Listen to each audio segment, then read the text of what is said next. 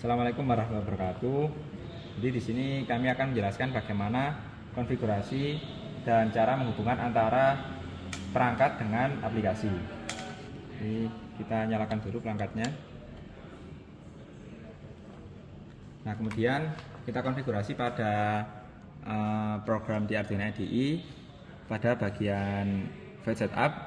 Jadi kita memberi nama dari perangkat tersebut dengan nama kelompok BT. Dengan sintaksnya sebagai berikut, jadi serial bt.begin.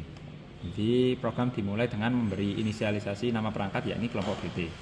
Nah, kemudian pada bagian aplikasi buka pada jaringan Bluetooth.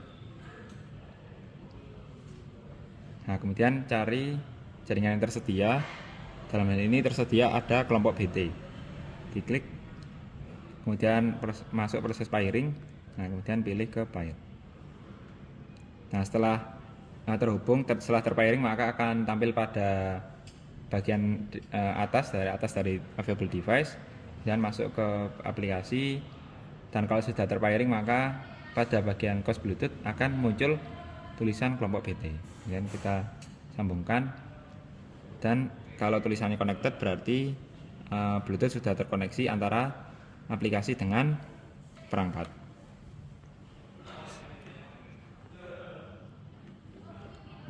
Assalamualaikum warahmatullahi wabarakatuh.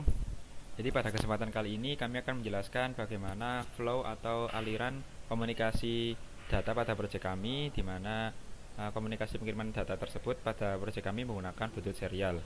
Jadi sebelumnya kami sudah menjelaskan bahwa pada program Arduino IDE yang ada di SP32 kami menggunakan library Bluetooth serial.h, di mana library ini untuk agar si SP32 dapat menggunakan komunikasi Bluetooth serial tersebut.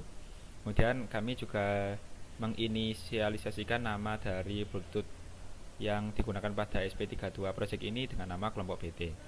Nah, untuk flow aliran pengiriman datanya itu ada dua, yakni pengiriman dan penerimaan. Kami jelaskan terlebih dahulu pada bagian pengiriman data. Jadi untuk data yang dikirim yakni berupa nilai terinput atau nilai dari potensio.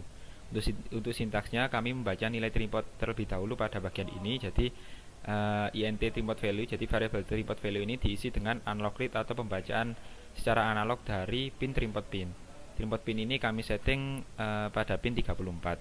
Jadi nilainya kami tampung di variabel terinput value. Kemudian kami mapping nilai tersebut. Jadi nilai tersebut antara 0 sampai 255. Kemudian dari nilai terinput yang tadi akan dikirimkan setiap detiknya menggunakan fungsi milis. Pada fungsi milis ini seperti sintaks berikut. Jadi if milis main timer lebih besar sama dengan 1000, jadi setiap 1 detik program atau SP32 akan mengirimkan nilai terinput value secara serial pada sintaks berikut. Jadi serial bt.println terinput value. Nah, kemudian pada bagian aplikasi akan menerima setiap detiknya, setiap 1 detik pada bagian blok bagian ini. Jadi logikanya ketika dicek, jadi ketika Bluetooth terkoneksi dan ketika ada nilai yang diterima dari Bluetooth pada smartphone, maka yang pertama kali dilakukan adalah aplikasi akan menerima data dan pada blok diagram berikut, jadi receive text yang akan ditampung pada variabel global data. Nah, kemudian global data ini, nilai dari variabel global data ini akan mengubah nilai dari teks potensio, di mana nilai teks potensio itu adalah pada aplikasi pada bagian ini. Nah, jadinya ketika ada perubahan nilai dari terinput atau potensio, nanti akan dikirimkan dari SP32 dan diterima oleh aplikasi, kemudian menampungnya pada variabel global data, kemudian akan mengubah teks tersebut. Nah, sedangkan untuk penerimaan teks dari SP32 dari aplikasi pada bagian berikut. Jadi pada bagian aplikasi akan mengirimkan string terlebih dahulu. Untuk bloknya pada bagian ini, jadi yang dikirimkan itu merupakan satu buah string yang mana terdapat beberapa nilai atau value yang dipisahkan oleh tanda hashtag, tanda separator. Dalam hal ini kami menggunakan hashtag atau pagar.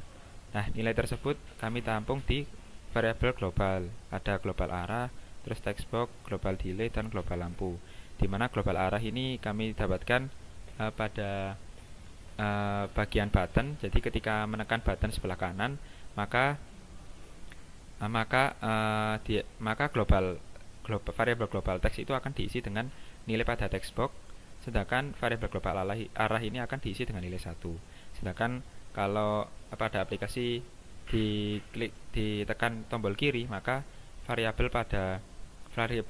global text itu akan diisi dengan nilai pada text box, sedangkan nilai dari global arah itu akan diisi dengan nilai 0. Kemudian untuk dari delay-nya atau kecepatan scrolling text-nya sendiri, kami dapatkan dari posisi terakhir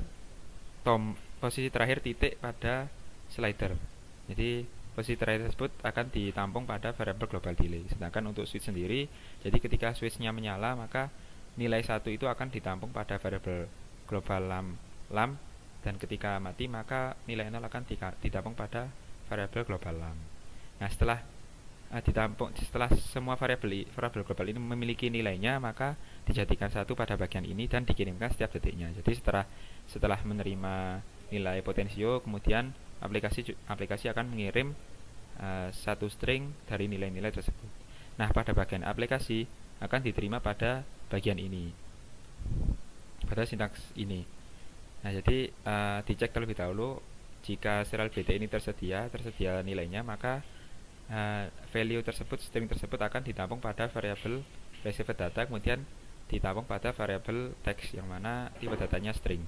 Kemudian dibagi berdasarkan tanda menjadi 4 variabel. Ini variabel state untuk arah kanan kiri scrolling textnya, variabel extect untuk teks yang akan ditampilkan, variabel value untuk delay atau kecepatan dari scrolling text, dan variabel lamp untuk kondisi dari LED internal.